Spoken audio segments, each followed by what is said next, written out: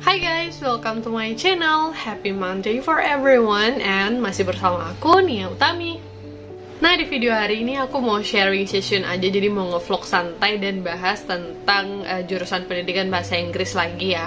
Jadi sebelumnya aku juga udah pernah bikin video tentang jurusan pendidikan bahasa Inggris ini, tapi sekarang mau lebih detail lagi bahas tentang prospek kerjanya ya untuk jurusan bahasa Inggris. Kalian juga bisa tonton video yang sebelumnya yang satu ini buat lebih paham lagi apa yang aku jelaskan nantinya. Jadi buat kalian yang penasaran tentang pembahasan prospek kerja dari lulusan pendidikan bahasa Inggris, simak terus video yang satu ini. Oke, sekarang kita mulai bahas dari beberapa pertanyaan mungkin ya yang sering banget diajukan dan dipertanyakan tentang lulusan pendidikan bahasa Inggris ini sendiri. Kayak yang, Kak, kalau misalnya kita ngambil jurusan ini, apa nanti kerjanya cuman sebatas jadi guru aja, nggak bisa ngelamar kerja di lain? Itu sempit banget ya kalau kalian mikir seperti itu. Jadi kalau kalian jurusan pendidikan bahasa Inggris, nggak berarti kalian tuh ujungnya mau jadi guru gitu. Itu kan tergantung dari minat kalian lagi, pengen ngelamar kerjanya di mana ataupun passionnya itu di mana gitu. Nggak harus jadi guru.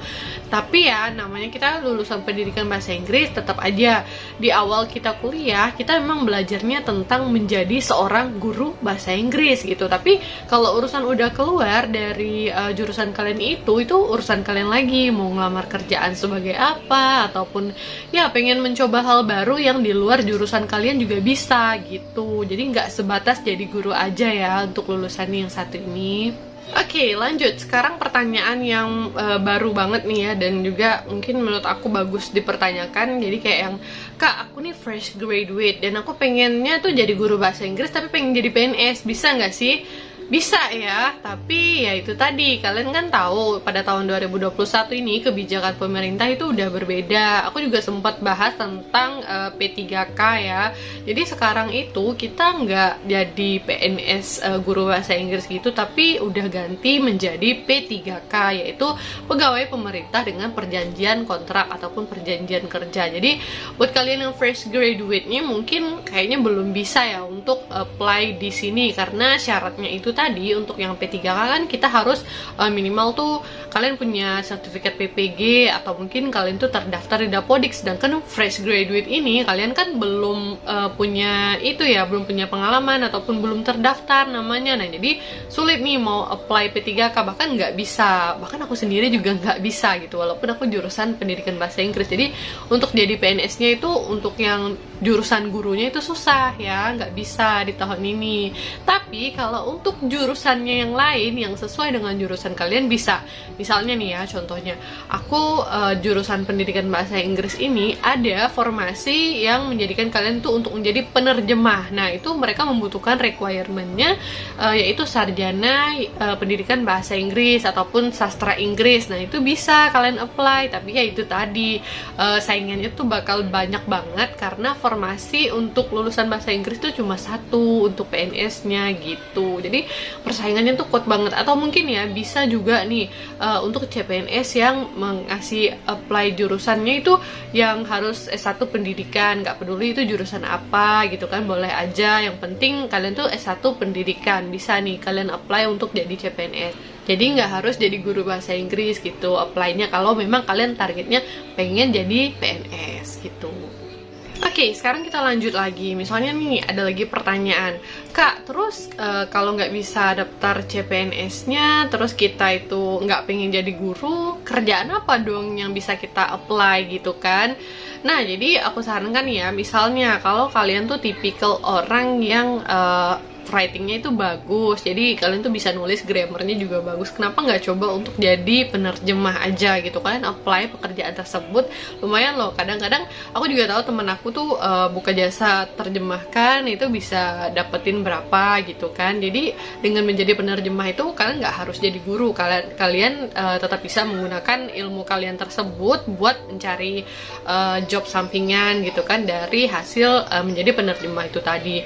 Terus kalian juga bisa ngelamar pekerjaan di lain tempat ya, nggak harus jadi guru. Misalnya nih, kalian bisa ngelamar jadi tour guide, ataupun kerja di perusahaan, ataupun ya perhotelan gitu kan. Itu banyak banget, kalian bisa searching kok apa-apa aja kerjaan yang bisa kalian apply gitu kan, yang sesuai dengan itu. Tapi balik lagi nih ya, itu semua harus sesuai dengan requirement dari tempat yang menyediakan lowongan pekerjaan tersebut. Misalnya mereka membutuhkan S1 semua jurusan, nah jadi kan tetap aja kalian bisa apply gitu kan. Jadi mereka nggak lihat background kalian, mau kalian tuh pendidikan bahasa Inggris atau apa, mereka tetap mau nerima kalian as long as you can work with them gitu kan. Kalian bisa work together, ya udah nggak masalah gitu. Dan memang kalau passion kalian itu bukan di guru, kalian pengennya yang kerja lebih bagus di perusahaan, atau kerjanya pengen di hotel aja, atau pengen mandu wisata aja, nah kayak gitu nih bisa banget. Jadi nggak harus jadi guru.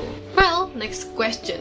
Nah, misalnya juga nih, Kak, aku udah apply nih kemana-mana kerjaannya, pengen jadi ini, dan ternyata tuh susah banget mau cari kerjaan sekarang, dan aku bingung mau kerja apa, sedangkan uangnya nggak ada, tapi fresh graduate nih, jadi bingung gitu kan. Aku sarankan ada kerjaan yang sangat-sangat mudah untuk kalian mulai tanpa harus mengeluarkan budget yang cukup besar gitu kan. Kalian bisa mulai dari diri kalian sendiri, dan menurut aku ini siapapun anak lulusan bahasa Inggris bisa melakukannya. Ya, kalian tinggal buka private course. Jadi itu cara paling mudah ya menurut aku, karena kalian bisa menawarkan jasa untuk mengajar orang-orang dengan harga yang kalian sesuaikan dengan fee-nya kalian gitu kan. Kalian bisa buat perjanjiannya tuh maunya berapa kali pertemuan, kalian ngajarin mereka, nah kayak gitu. Tapi itu kan kayak nggak terlalu terikat seperti kita kayak di sekolah gitu kan. Kalau private course ataupun kita tuh jadi tutor, nah itu kan kalian ngajarin mereka, tapi kalian juga dapat uang dari cara tersebut gitu kan. Jadi kayak fleksibelnya kalian bisa atur sesuai jadwal kalian, dan kalian nggak harus ngeluarin modal terlalu besar gitu kan. Paling mungkin untuk uang jalan, uang apa gitu kan. Tapi yang kayak kerjaan ini tuh mudah banget gitu, kalian bisa menawarkan jasa private course kepada siapapun. Nah ini untungnya lulusan pendidikan bahasa Inggris ini, dimana-mana ya menurut aku juga orang tua tuh mungkin cari banget gitu guru les yang terbaik bagi anaknya. Dan nggak sedikit nih orang tua yang pengen investasi banyak untuk private course-in anaknya gitu kan, agar anaknya nih bisa bahasa Inggris. Nah kalian nih bisa memanfaatkan hal tersebut biar bisa menjadi guru private course. Nah itu mudah banget kan. Next question. Kak, aku nih nggak pengen jadi guru, aku nggak punya pengalaman ngajar, aku nggak tahu cara ngajar anak-anak tuh seperti apa. Kayaknya ini harus kalian pikirkan lagi dan kalian review ulang ya kata-kata seperti ini. Nah, kalau bagi kalian yang lulusan bahasa Inggris, coba diingat kembali ya. Aku yakin dari kalian pasti udah pernah ngerasain yang namanya praktek pekerjaan lapangan. Jadi buat kalian yang belum tahu, untuk lulusan bahasa Inggris ini pasti kita itu ada yang namanya PPL. Jadi kalian tuh akan disuruh pergi ke sekolah buat ngajar dan praktek gitu ke lapangan. Jadi tuh kayak mustahil banget kalau kalian bilang aku nggak punya pengalaman ngajar. Ya paling nggak tuh ada satu hari kalian tuh memang ngajar di kelas, walaupun cara ngajar kalian tuh nggak bagus ataupun ya gimana, yang penting kan kalian pernah gitu ngerasain yang namanya ngajar di kelas, ketemu siswa, terus berbagi ilmu sama mereka. Nah jadi tuh kayak hal tersebut bisa kalian gunakan sebagai pengalaman. Kalau memang dulunya waktu di PPL kalian tuh kurang bagus ngajarnya, kalian mungkin bisa diulang lagi gitu kan. Kalian ingat-ingat nih yang mana salahnya. Dan aku yakin nih jurusan pendidikan bahasa Inggris kalian juga udah diajarin gitu loh, teknik ngajarnya yang bagus tuh seperti apa, terus caranya tuh yang modern nih seperti ini gitu kan. Jadi tuh nggak ada alasan untuk kalian berkata bahwa aku nggak ada pengalaman, aku nggak ada. Yang ada tuh hanya kalian nggak mau mencoba gitu.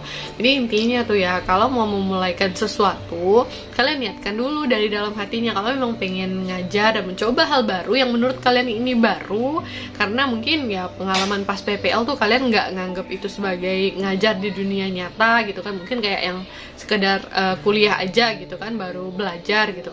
Kalian harus belajar dari hal tersebut, itu intinya. Okay, maybe this is the last question that I will discuss. mungkin nih ada lagi nih di antara kalian yang ngerasa kayak aku tuh nggak tahu mau ngajar, aku tuh nggak punya passion buat ngajar, tapi speaking aku tuh bagus. Nah ini biasanya ada nih orang yang kadang writingnya kurang gitu kan, tapi speakingnya tuh bagus banget, kayak public speakingnya mereka tuh lancar banget pas ngomong bahasa Inggris. Nah mungkin kalian bisa memilih bidang pekerjaan yang berkaitan sama speaking kalian itu tadi. Misalnya kalian jadi tour guide, atau mungkin kalian jadi speaker. Jadi tuh kayak memanfaatkan your ability as a speaker gitu tadi kan. Jadi kalian bisa ngomong di depan publik, entah itu menjadi MC ataupun jadi pengisi acara ataupun apa. Nah pokoknya tuh speakingnya tuh digunakan banget. Atau mungkin juga nih pengen jadi tutor gitu kan, kan bisa banget tuh kayak ngelatih anak-anak buat speakingnya tuh gimana, yang kayak sesuai dengan kalian. Yang apalagi kalau pronunciation kalian tuh bagus, itu keren banget tuh kalau memanfaatkan dari bidang speakingnya. Atau pengen jadi tour guide aja kak, gimana tuh? Nah ini kan tour guide ini kan kalian harus punya relation ya, kayak kalian punya link buat ngelamar ke pekerjaan tersebut, terus kalian punya speaking yang bagus buat ngebawa orang-orang asing itu tadi. Nah kayak gitu, jadi bisa banget kok. Oke guys, aku rasa itu dulu ya untuk sharing session aku hari ini. Buat kalian yang masih punya pertanyaan seputar lulusan pendidikan bahasa Inggris ataupun prospek kerja untuk lulusan jurusan ini, kalian bisa tinggalkan komentar kalian di bawah ya. Sampai ketemu di video aku yang selanjutnya, and don't forget to subscribe, like, and comment this video. See you!